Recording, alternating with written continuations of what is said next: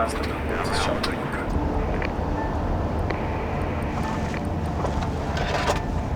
stop. I can see them.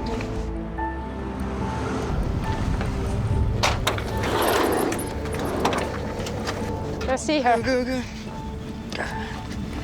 It seems a bit lethargic. I'm not really sure. She was like this far from the water? Yeah, just where we are. I think she got stuck here when it was high tide. With these temperatures, she might be cold stunned. One, two.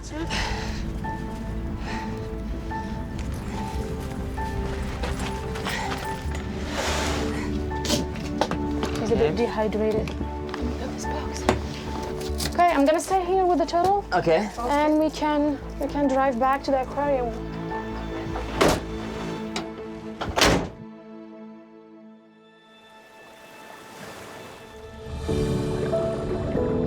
Turtles have been in the planet from the time of dinosaurs. It was the first time I've ever even seen this animal in the wild. This was potentially the biggest test that wildlife rescue ever had to face. Hey, Marky. Ready to go home?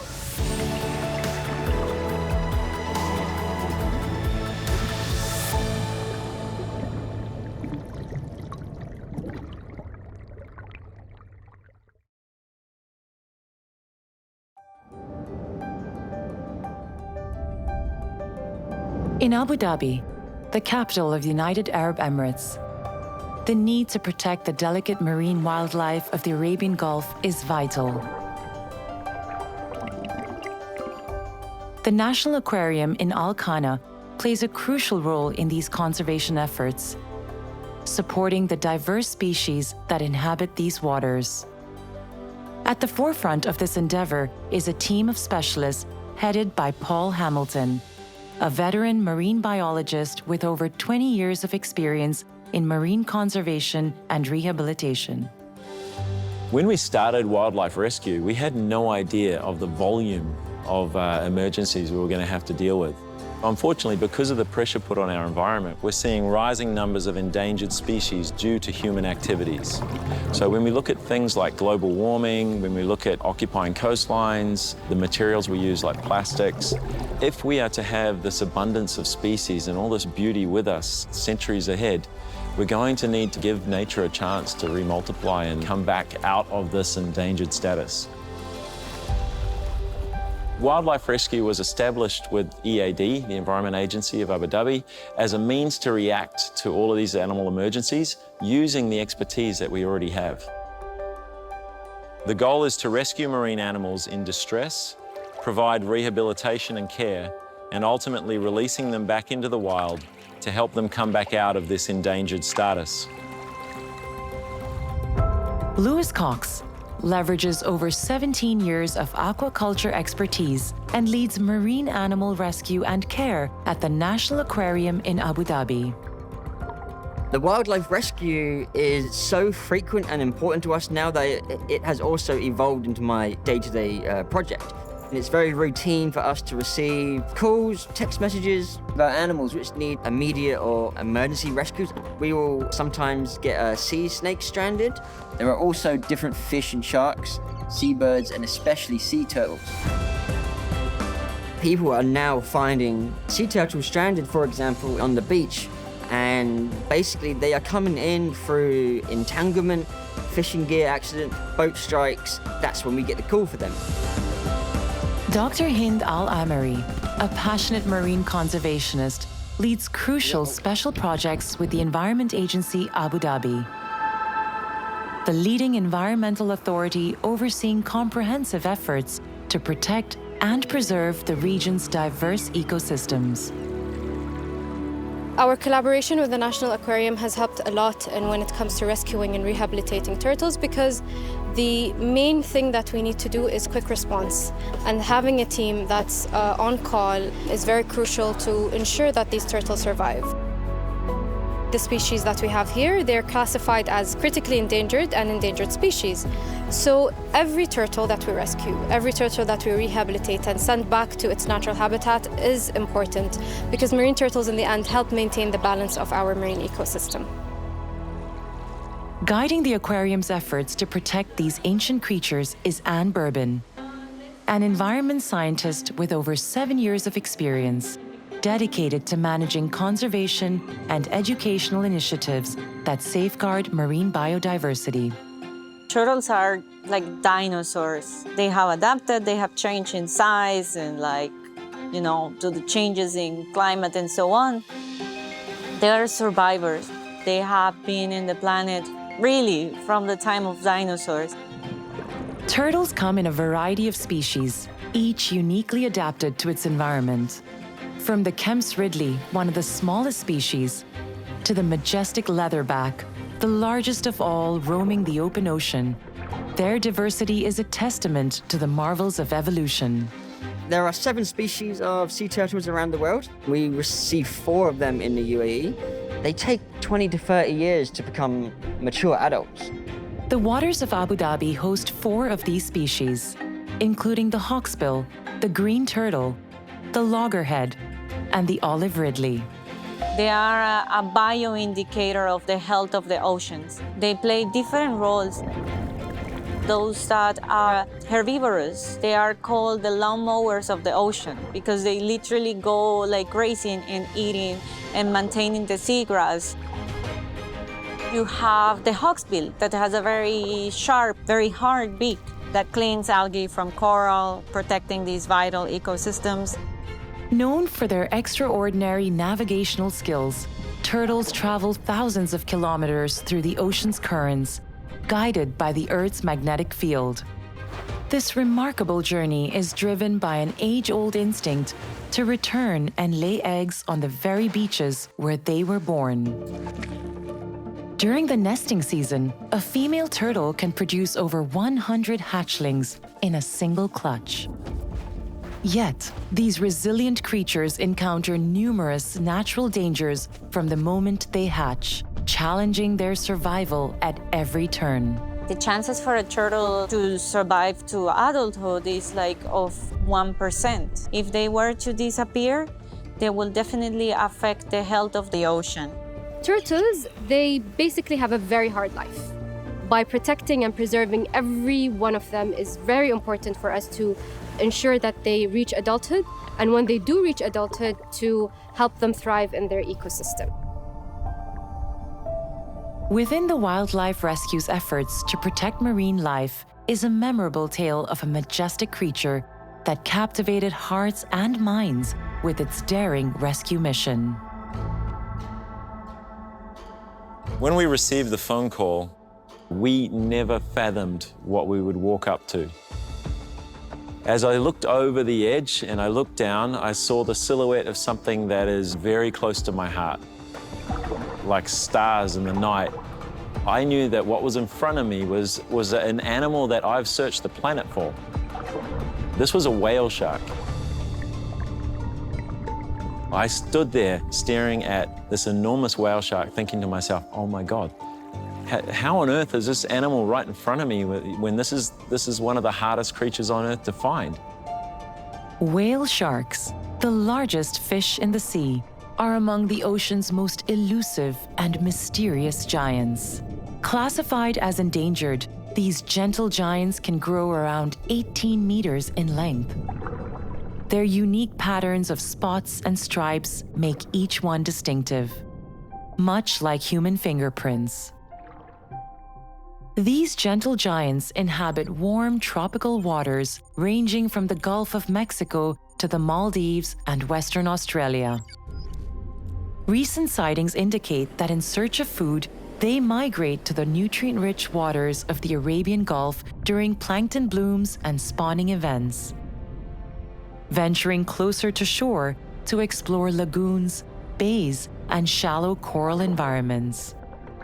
Yet, much about their migratory patterns remains a mystery, continuing to captivate and challenge scientists worldwide. I went looking for whale sharks all over the world, and now I'm faced with the rescue of such an endangered animal and such a beautiful creature. This was potentially the biggest test that wildlife rescue ever had to face.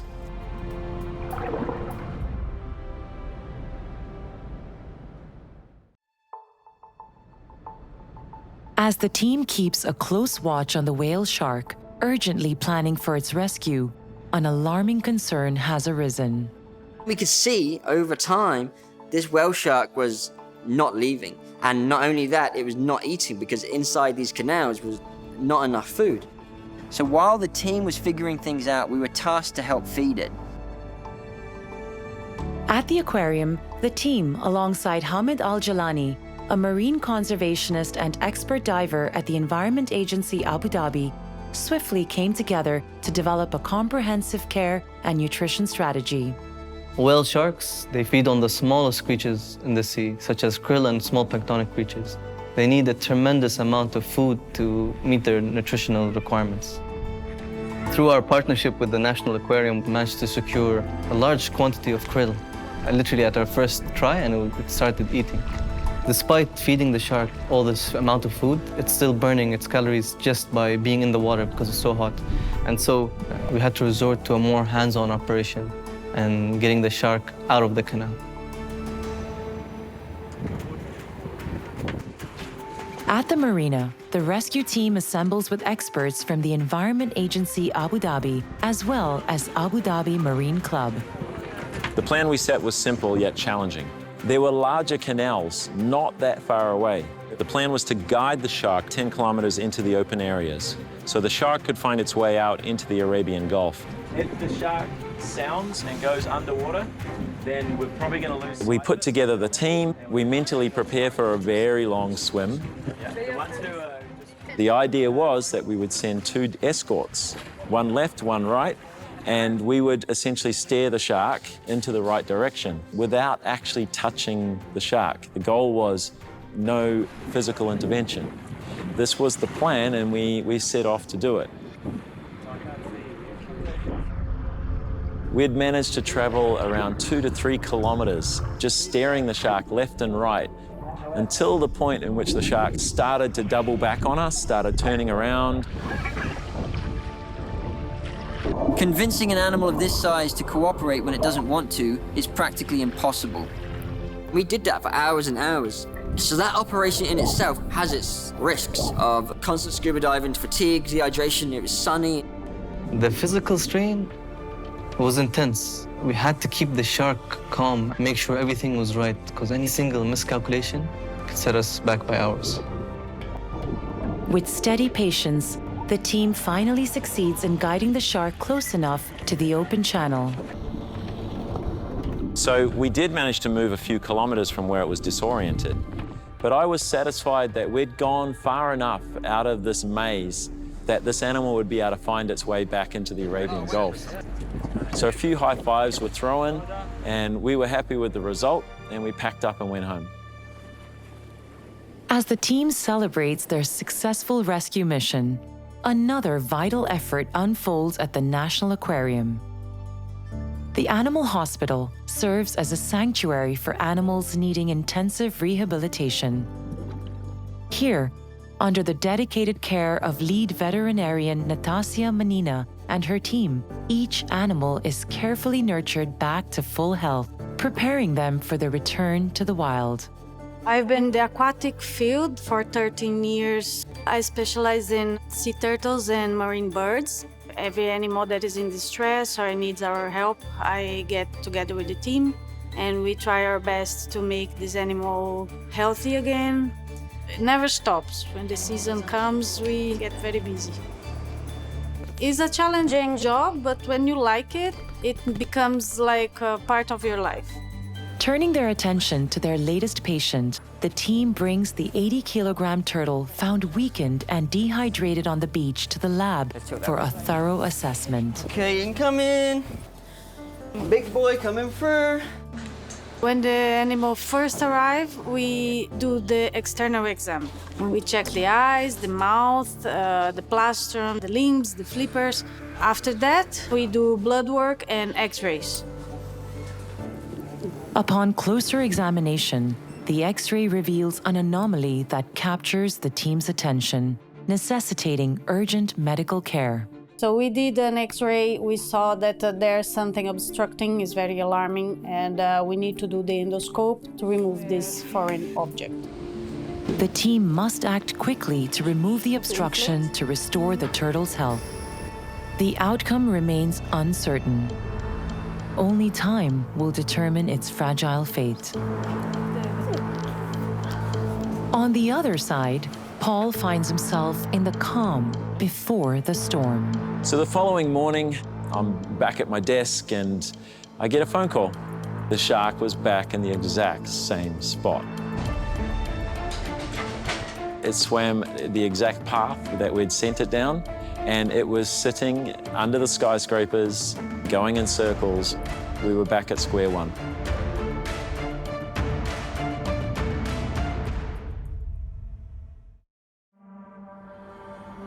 While keeping a close eye on the shark, the team notices signs of distress, quickly coming together to formulate an immediate intervention plan.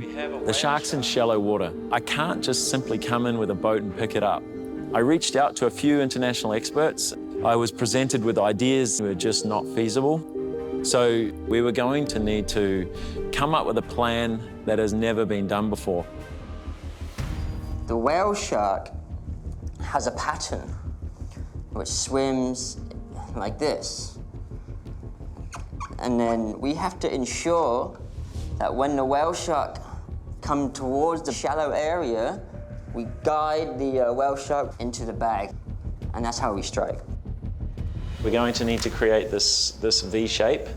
Diver 1 and 2 are responsible for threading the petrol fins through the slots, and divers 3 and 4 need to close the bag. After extensive brainstorming sessions, the team eventually comes up with a solution. The idea was formed to create a stretcher that could move through the water, also double as a means to capture the animal. And then that's where our team... The specially designed shark stretcher will securely envelop the whale shark in its V-shaped design.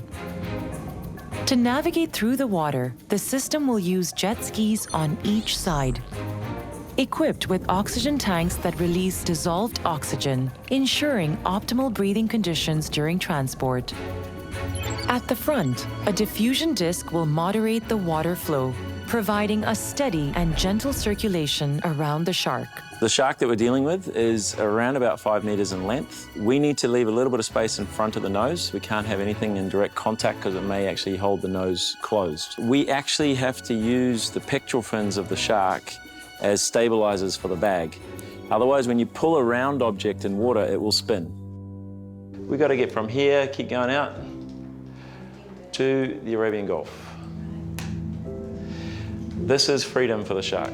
We managed to build the bag in around 48 hours. It was very much a high-pressure situation because we knew that the shark didn't have a lot of time. The team prepares for what would be a challenging operation. The plan is set and they're ready to mobilize. The goal is to tow the shark over 23 kilometers out into the open sea.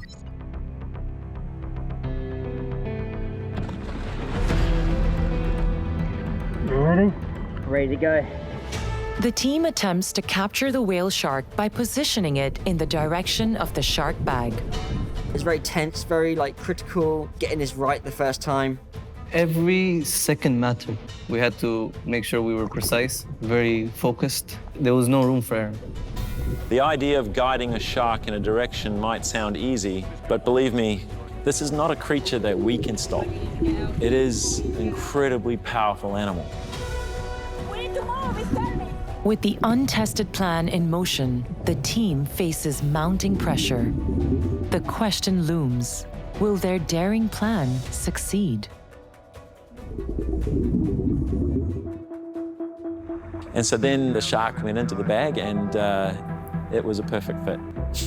So that was a little, a moment for me in the water that no one else could appreciate.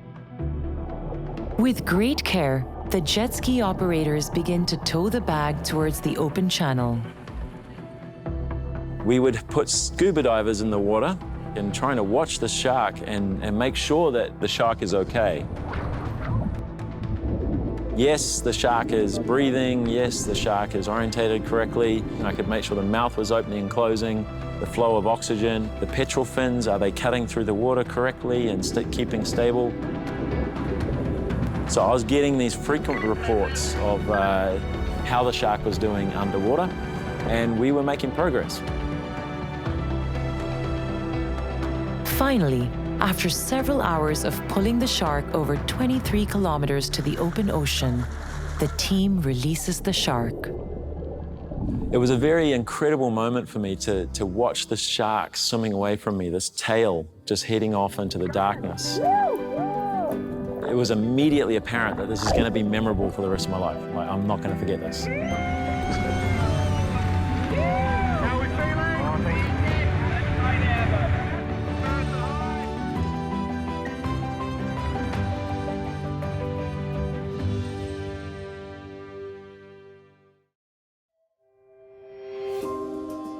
At the animal hospital, concerning discoveries found inside rescued turtles reveal the ongoing threat of pollution that has troubled marine creatures for decades. Unfortunately, this is what we find inside of the turtles that we did surgery before. As you can see, we have a variation of material, products of fish nets or plastic bags. Even these ones are balloons. These plastics, these animals, sometimes they are eating their food or foraging, and this garbage is among the food.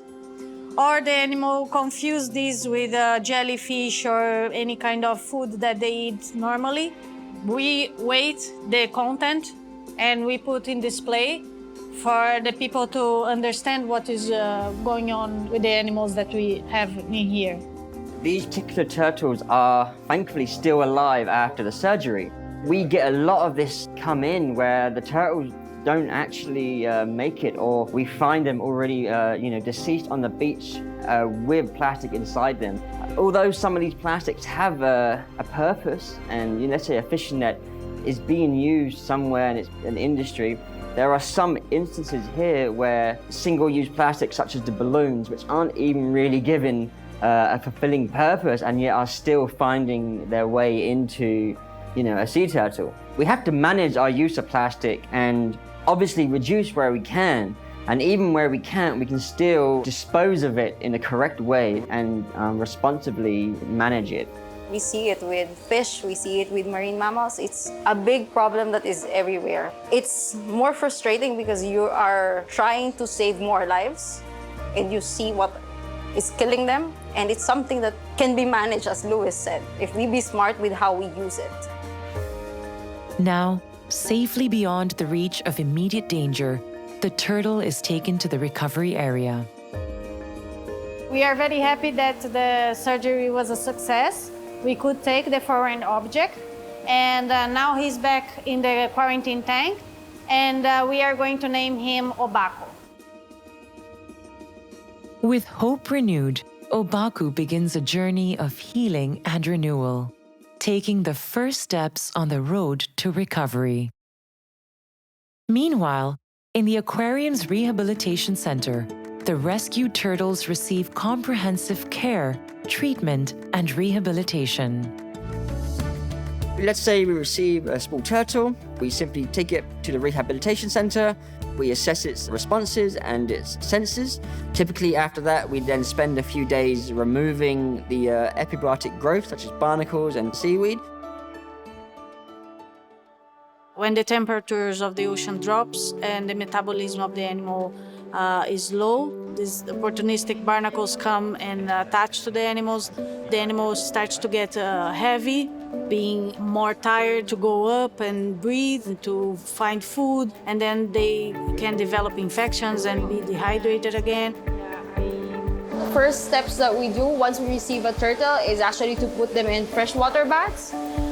This keeps them, one, hydrated, and second, it helps us get rid of the barnacles that you see sticking on them. So after 48 hours, normally you could take it off easily, and it doesn't cause further harm to the turtle. Sometimes the barnacles come damaging the eyes or closing their mouth, and this can damage them in many ways. After receiving initial care, the turtles are put on a detailed treatment plan, which includes antibiotics and nutrient-rich diets meticulously designed to rejuvenate their health. The nutrition is the most important part of our treatment. We try to mimic everything that these animals find in nature, and we try to give them here. Some of the turtles, they don't have energy to eat by themselves, so we need to blend everything with high caloric food and a lot of vitamins together, and we do like a paste, and then we introduce the diet through a tube feeding. Day by day, the animals undergoing rehabilitation gain strength and vitality. Each treatment and nourishing meal propels them steadily closer to their imminent return to the ocean. As these turtles prepare for their journey back, another preparation is underway. At the aquarium, Anne and her team prepare educational programs for students to deepen their understanding of the critical roles of conservation and rehabilitation. When I started my career, I thought that I wanted to be creating solutions for the environment. But then through life experience, I realized that actually this solution is in the people. This is what made me want to take what I know about nature to deliver it to as many people as possible.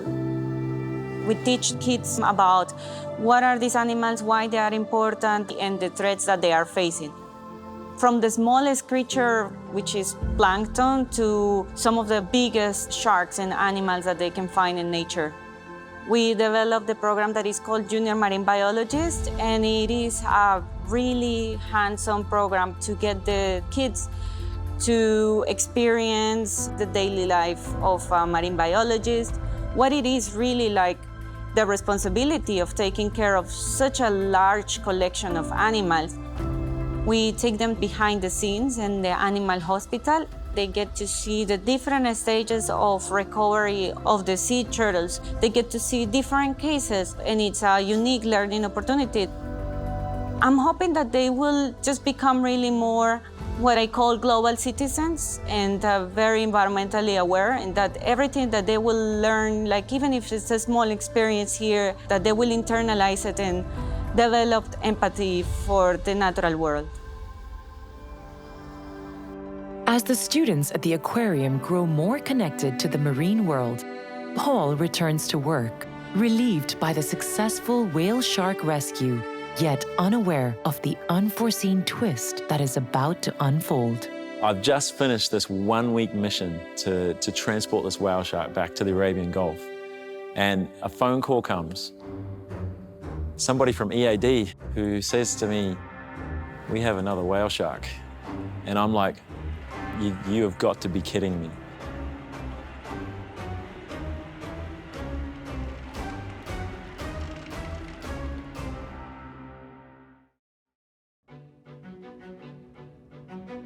The next day, the team mobilizes to assess the situation of this whale shark, found astray and in need of rescue. Luckily this time, with fresh experience and a successfully proven method. So here we have the second whale shark. I'm trying to make assessment of the lagoon. The lagoon is very shallow. We could hardly get a boat near it. We've noticed that there is only a gap which is only a few meters long. So when it's high tide, the pressure from the high tide going into the lagoon is so strong. This poor whale shark simply could not swim out. So oddly enough, I'm standing at the edge of this lagoon and I have the piece of equipment I need to move the shark. It was actually a pretty quick process to say, hey, we just succeeded with one, let's do this again. 48 hours later, the team reconvenes on the beach with a firm plan. Their mission is to safely transport the shark 20 kilometers into the Arabian Gulf. We go to bring a jet ski into the lagoon, and the current going into the lagoon was absolutely racing. It was like a waterfall heading in. The team dives into the lagoon, pursuing the whale shark. Its unpredictable behavior makes the chase a formidable challenge. This shark was different than the first one. It was more erratic. The moment you engage the shark, it would either move in a different direction or would dive down into the murky channels.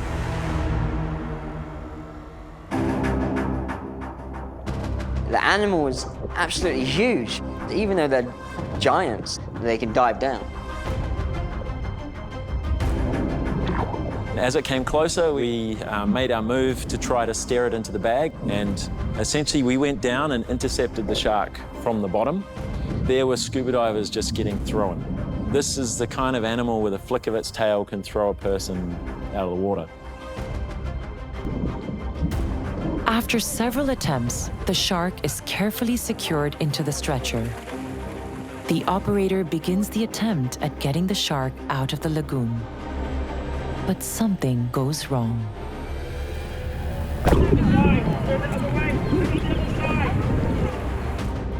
The whole jet ski, shark bag, everything disappear underwater.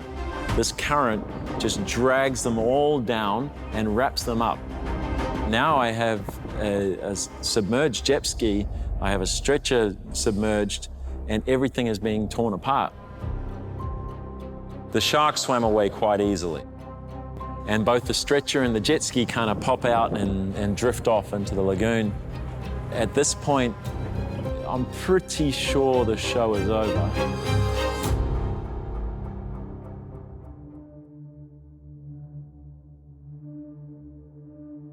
The shark, showing no signs of distress, is closely monitored by the team. Meanwhile, the rescuers are pulled to safety, but the stretcher is damaged and the jet ski is now out of commission. Sitting there and we're like, do we continue or do we wrap this up and go and try and fabricate a new bag? The decision was made to do some on-the-spot repairs. I had Lewis with me, who's got climbing experience, and I asked Lewis to do some of his most handy knots. That was the only plan we had. We had a good look at the bag and we were like, I think this thing looks okay to me, let's push on and let's rescue the shark. With no other options, the team pins their hopes on this solution and prepare for one last effort to transport the shark to a safe place. We have just one engine to pull the shark with. As we come up into this flow of water, the jet ski at absolute full power, I was worried. Are we going to make it?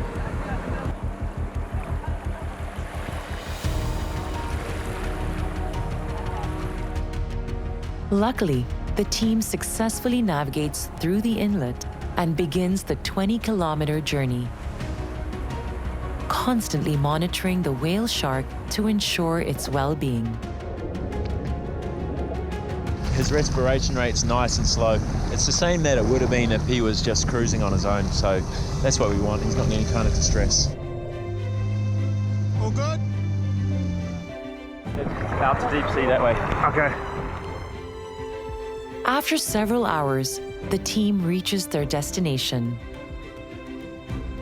But there is one final step. What we have here is a satellite tag, which is what we're going to use to tag and mark this beautiful whale shark we have. The satellite tag is an extremely important tool. It helps us monitor and track these animals and gives us real-time data. We want to understand where they move, where do they feed, how did they even get in the channel. I remember taking the shark out of the bag and I was just thinking, is this animal going to have life in it? And then it just went and swam off. Gave me a good hit, a bit of a flick, powered off into the distance, like fully energized shark. Just swam away like it was fresh. Then the real high fives went down because we'd just wrapped up 2 whale shark rescues in the matter of a week. I traveled the world trying to meet a whale shark, and here I am. It was this magic moment. I have to say, by the end of this week, the whale shark had taken over my life, and I was more than happy to say goodbye. After safely releasing the whale shark, the team encounters a new challenge prompted by a critical call from the Environment Agency Abu Dhabi. Maita Al-Hamali, a marine conservation specialist, signals the urgent need to rescue a rare and vulnerable species, a stranded juvenile dugong. To receive a call that there is a dugong calf which needs rescuing was a big shock to us. It was the first time I've ever even seen this animal in the wild. It is so unusual to find a dugong calf this size and age alone in the wild because these animals typically rely on their mothers for protection and nutrition for the first 18 months of their lives. When we found this calf, it showed signs of dehydration and malnourishment with discoloration on its back.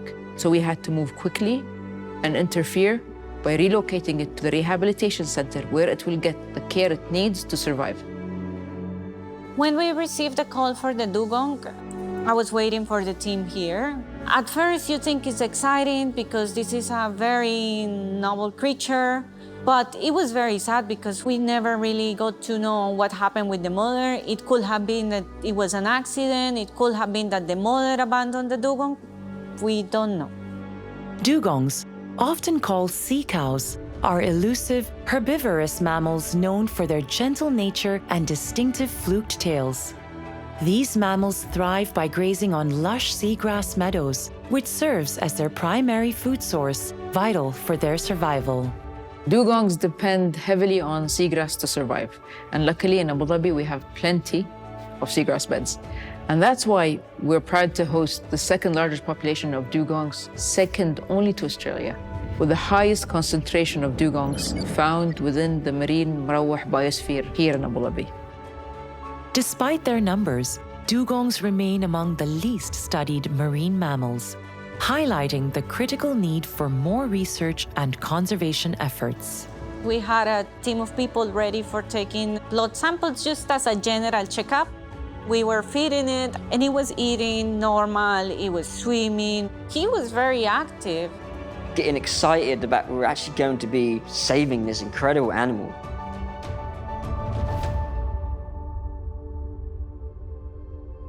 And it was just during the night, my colleague, she noticed that the dugong was started to convulse, kind of shaking. The vets came in, I came in, and we tried to make this animal comfortable, but it was convulsing violently, and over 3 to 4 hours from that moment, we sadly lost the dugong. We were not expecting it to end this way because it was very energetic in general, and it stayed with us for several days. And he was swimming all fine. Sorry.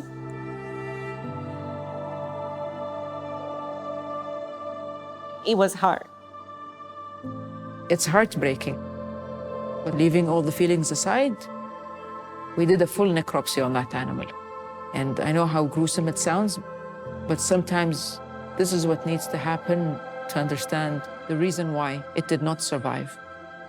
We have to find out what went wrong, why it went wrong, because we could receive a dugong calf anytime, anywhere in the world, and we then need to add to that knowledge. I know that the intention was there to do the absolute best, to care for this animal really with the most tender, loving care possible. But I think the conclusion is that there is more research needed about these creatures for us to maybe do better practice if there is anything that we could have done better.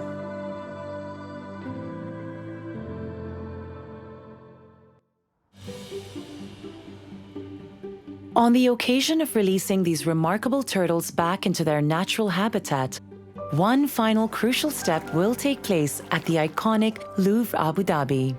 There's one critical step before a sea turtle is released back into the wild. That sea turtle needs to become accustomed again with the natural environment. During this time, we teach them a number of things about foraging for food again and prioritizing these natural behaviors. There are many reasons why we're doing it at Louvre Abu Dhabi. This is a museum which is built on the sea. We are actually a very good intermediate because this is a real sea, this is a real habitat. Still a little controlled, still a little protected. We are just using our civic space, our place of encounter, to help the turtle definitely, but also create awareness and participate to this idea that everyone can do something. The time that the turtles would need to spend at a sanctuary like Louvre is typically around 3 to 4 months. And we're looking at how they succeed when the environmental pressures come back on top of them. The last step before a turtle leaves the Louvre sanctuary is to be fitted with a satellite tag. Hey, Marky, ready to go home?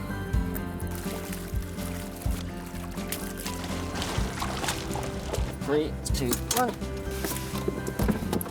It's important to find out exactly what we're doing with these animals. For the most part, these animals are completely healthy when they leave from National Aquarium, and we want to see if they're going to migrate or if they're going to go to different feeding grounds, or if they stay in the area or they escape the cooler waters. But also on the flip side, we have turtles which are leaving us which may have flipper missing or have been amputated. So we want to see what happens to those guys as well, and making sure they are having a great life even after we've had to save them in certain scenarios.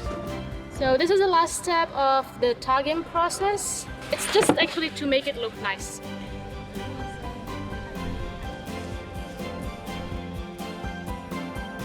We will transport these turtles to the Saadiyat beach. These are 3-ton reefer trucks, and we have 2 of them to load these turtles today. Marking the end of their rehabilitation journey, the turtles are set and ready to embark on their final voyage back to the wild. So today's a huge day for wildlife rescue. Imagine it's a massive load off our arms because essentially we just put 81 sea turtles out into the sea. We will be tracking their movements, figuring out where they went from this moment. They'll be scattering out towards the horizon, and you can see some of these turtles are over 140 kgs, and then some of the turtles can be this size. I think for the lucky few who get to be on the beach in this moment, there is a sense of pride that this work is going on. When something happens that is for the benefit of nature right in front of your eyes, I think it's pretty magical. That one that I released the last is the special. Imagine having the same turtle waking with her every day. It was a bit emotional for me to let it go. Happy, very happy actually for us. It's just like happiness tears. Today was a bittersweet moment because we managed to release this amazing turtle. That's Baku, his name. So it's really great to finally see this giant turtle finally go home to an amazing spot. Knowing that this turtle is back in its habitat, knowing about the tremendous effort that went into rehabilitating it and making sure that it's okay to go back just makes me happy. And to see everyone hands together towards one goal, which is protecting and conserving our marine biodiversity, just makes me happy. All the success we do see with the rescue rehab program is unpredictable and heartbreaking at times. All lead up to this point of just seeing these animals go back home. So it's completely a beautiful story of chance and hope. We are more than just a response team. Every step we take is an effort to change course. The problems are immediate, the problems are all around us, but so are the solutions. They're there, we just need to see them, we need to find them. We want to be the example of aquarium of the 21st century and drive conservation and education for the people. And not only just to showcase beautiful animals, but to have and take tangible actions that will lead to the protection and the conservation of species in the wild, as well as preserving the natural environment. We're amazing as humans. We can push into every frontier of the planet. Collectively, we can change the course and have an overall positive effect on our environment. We can protect species globally, and we can make sure that future generations will coexist with these animals and not live alone on this planet.